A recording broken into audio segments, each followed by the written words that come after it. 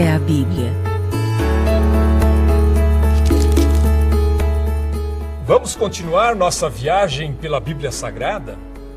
Neste bloco, vamos saber mais sobre o Novo Testamento, que fala sobre o que aconteceu depois da vinda de Jesus. O que são os Evangelhos? É lá que encontramos a história do Natal. A história de Jesus e de seus discípulos está contada nos Evangelhos. Temos 4 Evangelhos: Mateus, Marcos, Lucas e João. A palavra Evangelho significa boa notícia. E é exatamente isso que eles trazem: a mensagem do amor e perdão de Jesus e a promessa de que a morte não é o fim. O nascimento de Jesus, que é celebrado no Natal, é uma das histórias mais conhecidas da Bíblia, narrada nos Evangelhos. Pelo Evangelho de Lucas, ficamos sabendo da visita de um anjo a Maria, que foi avisada que estava grávida de um menino, o Filho de Deus. O Evangelho de Mateus nos conta como José, futuro esposo de Maria, recebeu de um anjo a missão de cuidar de Maria e do menino Jesus. Lucas nos conta que Jesus nasceu em Belém e que Maria usou uma manjedoura como berço. Mateus fala sobre a visita dos magos do Oriente e sobre a fúria do rei Herodes. Por causa disso, José fugiu com a sua família para o Egito. Os evangelhos também contam do trabalho de Jesus como pregador e os muitos milagres que ele fez durante suas andanças pela terra de Israel, especialmente na região da Galileia. Durante essas pregações, Jesus levava às pessoas sua mensagem de amor e muitas coisas que ele disse estão registradas. O que são as parábolas? Seriam o mesmo que fábulas? Vários ensinamentos de Jesus são dados por meio de pequenas histórias, chamadas de parábolas. Algumas pessoas confundem parábola com fábula, mas existe uma diferença. As fábulas tendem para a fantasia, enquanto as parábolas de Jesus são realistas, tiradas do cotidiano das pessoas. Além disso, as fábulas têm um ensinamento moral, ao passo que as parábolas de Jesus dão destaque à mensagem do reino de Deus. Entre as parábolas mais conhecidas está a da ovelha perdida, que é recuperada pelo pastor com muita alegria. Jesus contou essa parábola para explicar por que ele se misturava com pecadores e gente de má fama, perdoando os seus pecados. Esse também é o tema da parábola do filho pródigo, que depois de gastar todo o dinheiro que recebeu como herança do pai, volta para casa triste e esfomeado. A alegria do pai que o recebe com festa representa a alegria de Deus, sempre à espera dos que voltam para ele. A história do bom samaritano que não hesita em ajudar uma pessoa maltratada foi usada por Jesus para mostrar o que é a compaixão e o que significa amar o próximo. Os evangelhos também falam sobre a Páscoa. A Páscoa celebra a ressurreição de Jesus, e esse é um dos principais temas dos evangelhos. A última parte da vida de Jesus e a maneira como ele morreu, dando a vida pelos homens, são muito importantes. A semana que antecede a Páscoa é chamada de Semana Santa.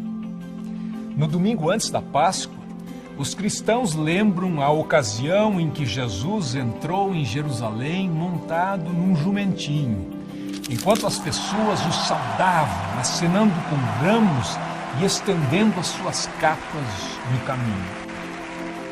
Na quinta-feira seguinte, Jesus participou do último jantar com seus discípulos e já sabia que seria traído por um deles, Judas. Jesus incomodava os líderes religiosos da época, que mandaram os soldados prendê-lo. No dia seguinte, que é celebrado como Sexta-feira da Paixão, Jesus foi condenado à morte e crucificado, junto com 2 criminosos. No domingo, amigos que visitavam seu túmulo perceberam que ele estava vazio. Mais tarde, Jesus apareceu a eles. Estava vivo outra vez. É isso que se comemora no domingo de Páscoa. Com a sua ressurreição, Jesus acabou com o poder da morte. Esta mensagem é a fonte de esperança, especialmente em momentos difíceis, como a morte de uma pessoa querida. Como continua a história depois de Jesus? O 5º livro do Novo Testamento, que vem depois dos Evangelhos, é chamado de Atos dos Apóstolos. Ele conta o que os apóstolos, como eram chamados os seguidores de Jesus, fizeram depois que ele subiu aos céus. A missão dos apóstolos era espalhar a mensagem de Jesus Cristo para o maior número de pessoas possível. Pedro foi um deles, e ele imediatamente começou a falar para a multidão que estava em Jerusalém. Muitos seguidores de Jesus foram perseguidos por causa da fé que tinham. Entre eles estava Estevão, que foi apedrejado até a morte. Talvez o maior apóstolo de todos tenha sido Paulo. Fundou muitas igrejas e escreveu muitas das cartas que estão no Novo Testamento. Acabou sendo preso e foi levado para Roma, onde seria julgado. Mesmo preso, Paulo não deixou de escrever as suas cartas com conselhos, estimulando as pessoas a manterem a sua fé, apesar das perseguições.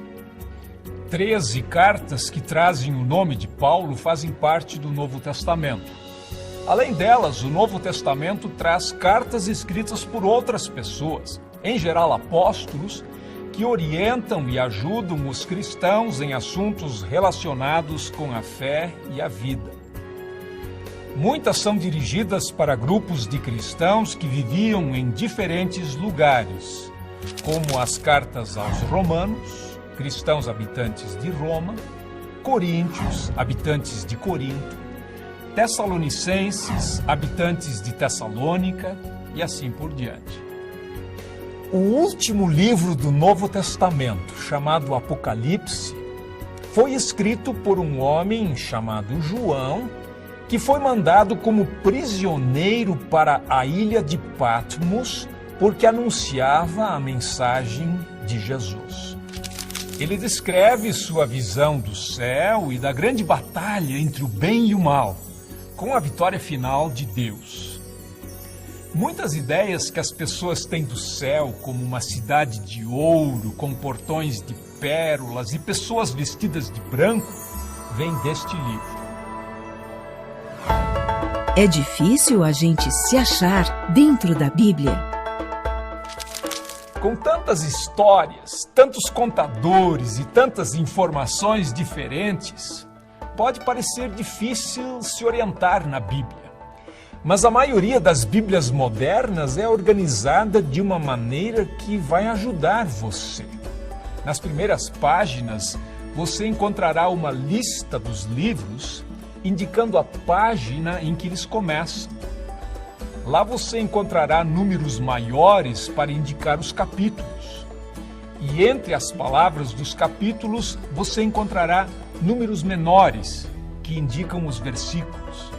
A história do Natal, por exemplo, está em Lucas capítulo 2, versículos 1 a 20. E a do bom samaritano em Lucas capítulo 10, versículos 25 a 37. Qual é a grande mensagem da Bíblia? É difícil resumir em poucas palavras a grande mensagem da Bíblia. Ela é uma fonte de sabedoria onde podemos aprender coisas novas o tempo todo. Mas algumas mensagens se destacam.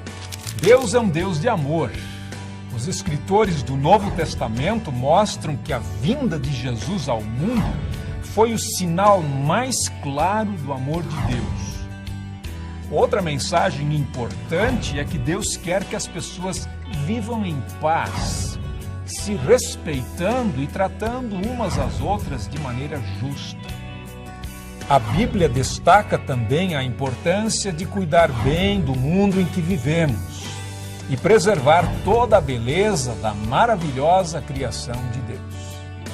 Cabe a você, leitor curioso, encontrar suas próprias mensagens entre as histórias da Bíblia Sagrada. Boa leitura! Qual a mensagem que a Bíblia deixa para nós? Eu acho que principalmente a questão do amor e do respeito uns com os outros. Que existe alguém acima de nós. Para mim é uma revelação divina. As orientações que a Bíblia traz são para a humanidade desenvolver as suas virtudes. Uma mensagem de amor, paz e cidadania. Isso é fundamental nos dias de hoje. A tua palavra é lâmpada para guiar os meus passos, é luz que ilumina o meu caminho.